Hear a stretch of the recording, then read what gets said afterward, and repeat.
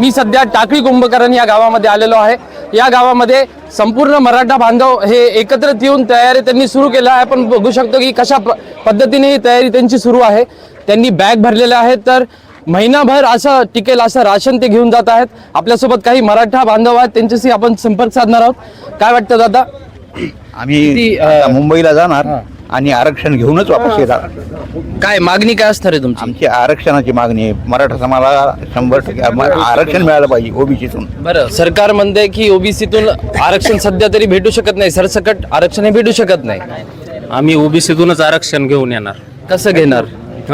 ज्या कुणबी नोंदी ज्या मिळालेल्या आहेत त्याच्या आधारावर ओबीसीतून आरक्षण घेणार। बरं, किती नोंदी भेटल्यात तुम्हाला काही माहिती आहे त्याच्याबद्दल? 58 लाख। 58 लाख नोंदी भेटल्या। कशी तयारी कशी आहे तुमची? तयारी म्हणजे आता मुंबईला जाणार, मुंबईला जाऊन जरांगे पाटलाचा आदेश आहे, सगळी सोबत कुणबी नोंदी भेटल्या पाहिजे आणि त्याला आरक्षण शिक्षणामध्ये आणि नोकरीमध्ये भेटली पाहिजे। पण कायद्याच्या चौकटीत आपल्यासोबत अजून काही युवक आहेत, त्यांना विचारूया। काय वाटतं तुम्हाला? काय जरांगे पाटलाचा काय आदेश आहे? तुम्ही ते मान्य करणार आहात? मुंबईला जाणार आहात? कोल्हापूर व सातारा गॅजेट लागू करणे आणि सरसकट मराठ्याला ओबीसीतून 50% जादा आरक्षण देणे। बरं, त्याच्यामध्ये आता हायकोर्टाने असं बोलले की आदेश म्हणजे दिले नाहीयेत, परवानगी दिली नाहीये आझाद मैदान येथे, तरी तुम्ही जाणार आहात मुंबईला? हो, जाणार।